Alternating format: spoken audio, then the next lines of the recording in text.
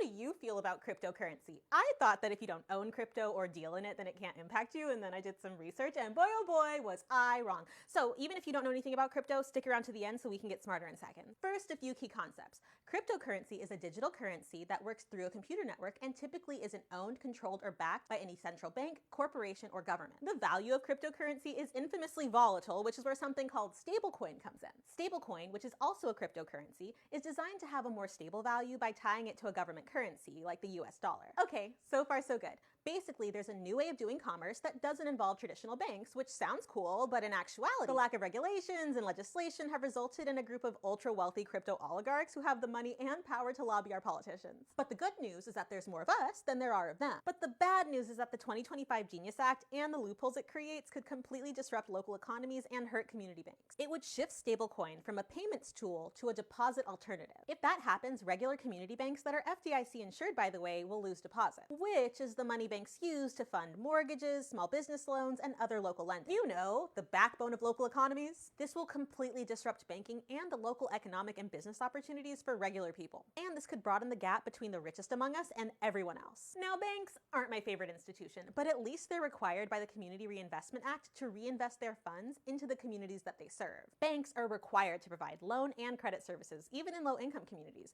Stablecoin and crypto do not have that same requirement. I'm not against new technology. I'm not even against crypto. I just don't think it's fair that the lack of regulation and legislation means that we move into the future while leaving countless people behind. I hope I did a good job of explaining, but let me know if you have any questions, and let your reps know that we need regulations on cryptocurrency.